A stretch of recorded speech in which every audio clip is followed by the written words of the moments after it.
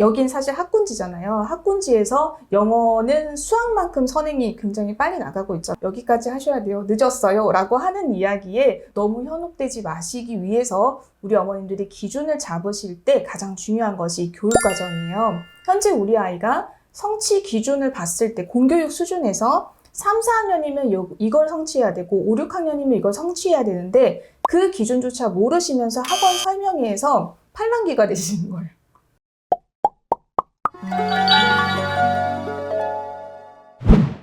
안녕하세요. 대치동 캐슬입니다. 오늘은요, 제 옆에 여러분들이 실제로 사용하고 있는 영어 교과서를 15년 동안 만든 영어 교육 전문가인 지니쌤을 모셨습니다. 안녕하세요. 네, 안녕하세요. 인사를 잠깐 부탁드릴게요. 네, 안녕하세요. 저는 천재교육에서 15년 정도 근무하면서 영어 교과서를 개발하고 편집한 경력이 있는 지니쌤입니다. 저는 현재 즐거운 초등영어라는 유튜브를 운영 중에 있고요. 너 영어 교과서 씹어먹어봤니? 네, 책을 집필하였습니다. 그 책이 이겁니다. 네. 너 영어 교과서 씹어먹어 봤니? 제가 처음에 이걸 본 건 저는 한 번도 영어 교과서를 만드는 분을 직접 인터뷰한 적은 없어요. 네. 그래서 교과서는 어떻게 만들고 어떻게 활용하면 좋을지에 대한 근본적인 교육에 대한 이야기를 해보려고 합니다. 첫 번째로는 교과서가요. 네. 어느 정도 노력을 해서 만들어지나요? 그러니까 비용과 시간이 얼마나 들어요? 왜 딱 봐도 많이 들 것 같기는 한데. 네, 그렇죠. 특히 영어 교과서 같은 경우에는요, 디지털 교과서를 포함하고 있기 때문에 네, 비용 면에서는 굉장히 많은 비용을 들이고 있고요. 네. 그리고 보통 이제 초등 교과서 같은 경우에는 집필지만 해도 한 10분? 가량 되고요. 그러니까 교수님 플러스 현장 교사, 그리고 이제 거기에 딸린 이제 편집 식구들만 해도 한 10명 정도가 됩니다. 그렇게 해서 몇 년 동안 만드는 거예요. 그러니까 교육과정이 고시 되고 나면은 그때부터 시작해서 1년에서 2년, 그리고 나서 디지털 교과서까지 다 완성이 되는 데는 한 3년 정도 걸린다고 보면 됩니다. 그러면 약 20명이 넘는 인력들이 그렇죠. 3년이 넘게 개발을 하는 거네요. 네. 일반적인 그 책 판매를 저도 이제 책을 만들어 봐서 알겠지만 그 일반적인 환경을 고려하면 굉장히 많은 예산이 들어가는 게 맞거든요. 맞아요. 네. 맞습니다. 근데 저는 궁금한 게 책 네. 읽어보면 네. 실은 좀 뻔한 느낌이 좀 들 때가 있잖아요. 네.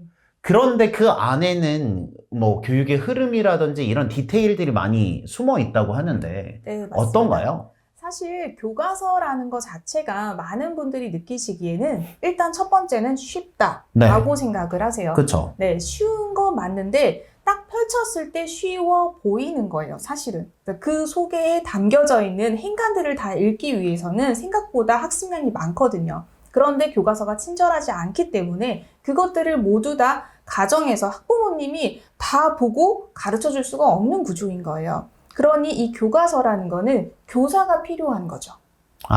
그렇죠. 네네네.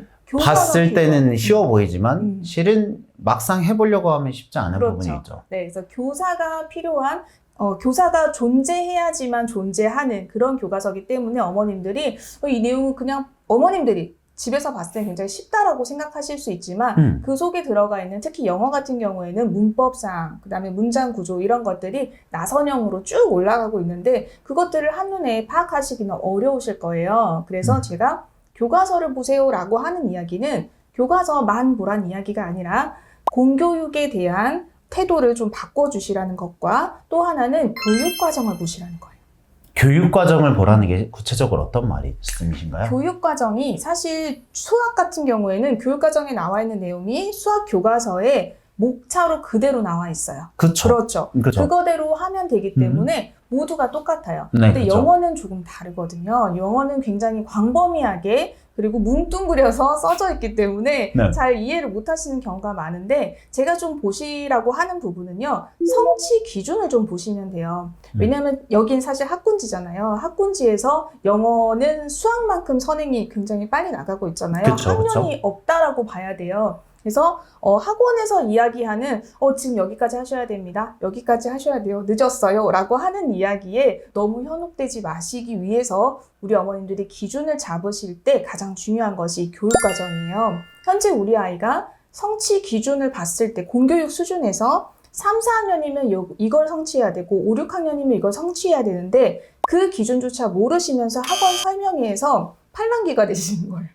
그런 부분들을 좀 조심하셔야 되는 거죠. 생각해보면 좀 수학이랑 다른 게 수학은 네. 목차가 다 있고 맞아요. 학원에서 배우는 문제집 목차와 네, 교과서의 목차가 똑같기 때문에 그냥 네. 이걸 나가면 똑같은 목차거든요. 맞아요. 아, 근데 영어는 좀 다를 수 있겠네요. 영어는 완전히 다르고요. 완전히 열려있기 때문에 심지어 이제 이거를 언어적으로 그러니까 접근해야 돼라는 그런 파트까지 있기 때문에 굉장히 광범위해요. 영어에 대해서는. 그러니까 어머님들이 사교육에 쉽게 이제 휘말리기 쉬우시고 어머님들이 조심하셔야 되는 거는 우리 아이가 3학년, 4학년일 때 어떤 걸 해야 되는지 5학년, 6학년일 때는 어떤 걸 해야 되는지 중학생 때는 어떤 걸 해야 되는지의 그 성취 기준은 국가가 정한 교육과정에 나와 있어요. 그걸 좀 아시면 훨씬 더 도움이 되실 거예요.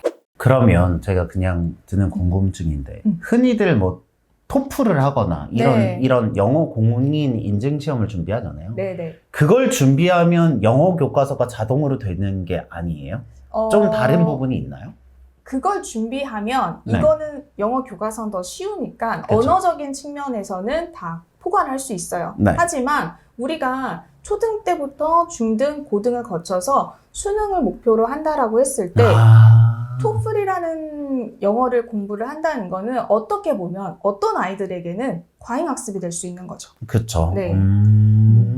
그러니까 그게 하면 좋기는 한데 그 난이도나 밸런스를 생각하면 그렇죠. 좀 투머치할 수도 있다. 그렇죠. 그러니까 예를 들면 어머님들이 가장 고민하시는 지점이 우리 아이가 3학년 정도 됐는데 단어 암기해야 돼요? 어떻게 해야 돼요? 학원에서 몇 개씩 암기하라고 하는데 이런 이야기 하시거든요. 그런데 교육과정을 보시면 성취 기준에 3, 4학년군의 성취 기준은요.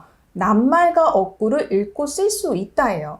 그러면 이 말은 읽고 쓸 수 있어야 되니까 단어를 암기를 하셔야 돼요. 그러니까 교과서에 나오는 노출되어 있는 어휘들은 아이가 읽고 쓸 수 있는 게 성취 기준이에요. 그러면 어머님들이 기준을 잡으실 수 있어요. 초1 때부터는 이렇게 암기를 할 필요는 없지만 한 3, 4학년 군에서는 시작을 해야 되는구나. 이런 감을 잡으실 수가 있다고요.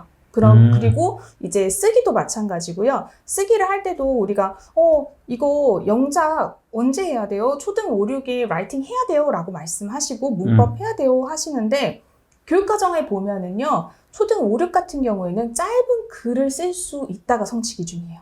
그러면 글을 쓸 수 있어야 돼요. 하지만 우리가 그 교과서에서 이야기하는, 공교육에서 이야기하는 거는 공교육에 나와 있는 쉬운 문장을 쓰라는 거거든요. 그러니까 그 정도만 하면 공교육 수준은 일단 커버가 되는 거고 거기에 우리가 좀 더 하고 싶으면 사교육을 플러스해서 조금 어려운 난이도의 글을 써내려 가는 연습을 하는 거예요. 그러면 그런 성취 기준이나 이런 목표는 저는 학생 때는 잘 본 적이 없는 것 같은데 네. 교과서를 펴보면 어디인가에 써 있나요? 교육 과정이라는 것에 있고요. 교과서 안엔 없지만 네. 요즘엔 더더욱 중요하게 이제 보셔야 되는 지점이요. 중학교에서 수행평가 볼 때요. 네. 선생님들이 보통 이렇게 미리 알려주세요. 거기에 성취 기준을 아예 써서 주신 선생님이 있어요. 만약에 예를 들어서 이제 시를 쓴다고 해요. 시를 써서 내는 게 뭐 그 수행평가였다. 또는 이제 영어에서 어떤 글을 써서 자기소개를 써서 내는 게 뭐 수행평가였다. 그러면 네. 거기에서 여기에서는 어떤 문장 구조를 써서 몇 줄 이상 쓰는 게 수행평가의 어떤 기준이라고 하면 선생님이 성취 기준을 이렇게 주세요. 그러면 뭐 거기에서 그 틀린 부분이 있는지 없는지 선생님들이 체크를 하시고요. 거기에서 이제 과점을 하시는 거예요. 그러니까 전부 다 제출을 하면 일단 만점. 뭐 그런 데가 있겠죠. 그리고 만점인데 거기에 성취 기준을 만족했으면 100점인데 거기에서 선생님들이 점수를 깎아내시는 거예요. 얘는 이제 뭐를 못했고 얘는 뭐가 틀렸고 스펠링을 좀 잘못했고 이런 식으로 감점하는 방식으로 수행평가를 채점을 해야 아이들이나 학부모님들이나 이제 공정성 문제에서 좀 자유로울 수 있단 말이에요. 그렇기 때문에 이렇게 미리 알려주시는 경우들이 있어요. 거기에 보면 성취 기준이 나와 있거든요. 근데 그거를 학부모님들이 초등학교 때부터 좀 미리 봐두시면은요, 그게 대입까지도 굉장히 큰 도움이 돼요.